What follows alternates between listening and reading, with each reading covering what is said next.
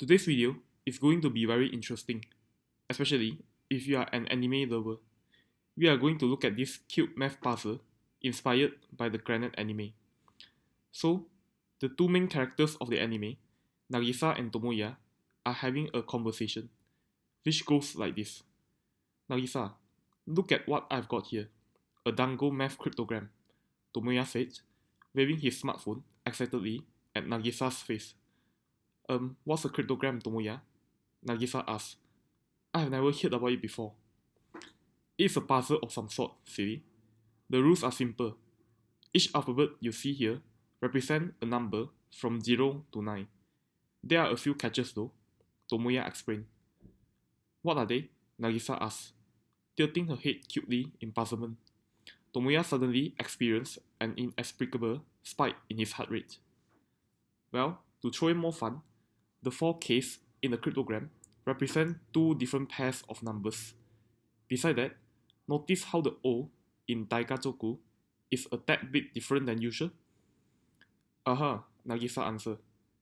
It is actually a mischievous baby dango. It sneaked in there while I was designing the cryptogram, Tomoya exclaimed dramatically. The little O is essentially a wildcard and can represent any number from 0 to 9, even a number already represented by another letter. Oh, that's so cute, Tomoya-kun. But you don't have to invent a story just because the cryptogram wouldn't work if that hasn't been a regular O. Large beads of sweat started precipitating on Tomoya's forehead. Uneasy laughter from Tomoya ensued, which broke the silence between the couple. Well, while we are at it, let me give you some hints. The integer represented by Dango has only two prime factors, one of which is 5, and another of which consists of 4 digits. Besides that, the first 4 letters, DAIK of DAIGAJOKU, forms a strictly increasing arithmetic progression, Tomoya said. That's difficult. Do I get a Dango plushie if I'm able to solve this? Nagisa asked. So that's the end of the conversation. Our job here is to help Nagisa solve the cryptogram so she can get the Dango plushie from Tomoya. Without further ado, let's get started. I've put the relevant info which we needed to solve the puzzle below the cryptogram, so it's easy to refer to them later. From a hint that Dango has a factor of 5, we can deduce that it ends either in 0 or 5. If it ends in 0, then the U of DAIGAJOKU will be 0 as well, a contradiction, since a number can only be used once for a letter. So we know O must represent 5 and U must represent 0.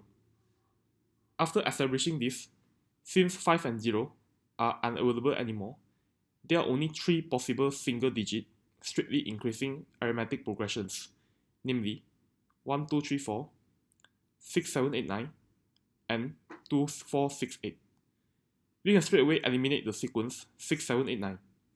Note that the integer represented by Dango is a product of 5 and another 4-digit number, which must be smaller than 9999 times 5, or 49,995. There's no way that a product of Dango and KZOK to be a 5-digit number starting with 6. Now, maybe we can suppose that DAIK represent 2468.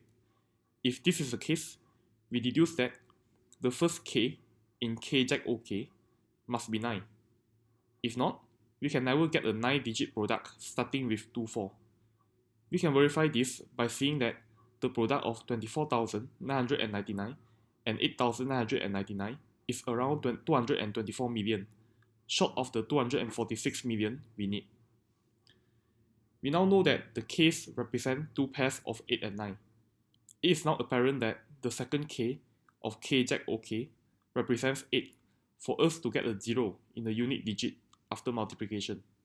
Therefore, the second K in DAIGAJOKU represents 9. Using all this information, we can now start to figure out what G is. Note that by considering the 10th digit of DAIGAJOKU, 8G plus 4 plus 25 must end in digit 9, or as we say, congruent to 9 modulo 10. The 8G comes from multiplication of the 10th digit in Dango and 1st digit in KZOK, the 4 comes from the carryover when we multiply the units digit, while the 25 comes from the multiplication of units digit of DANGO and tens digit of KZOK. Anyway, simplifying this congruence gives us 8g congruent to 0 modulo 10, which means g could only equal 0 or 5, a contradiction since these digits have already been taken up by O and U. Back to square one it seems, but luckily, since we have ruled out 2, 4, 6, 8 earlier as an arithmetic progression, we can now confirm that DAIK stands for 1, 2, 3, and 4. Again as before, we see that the first k in KZOK must equal 9 if you want any hope of getting a 9-digit number, which is at least 123 million. You can work out the details if you so wish.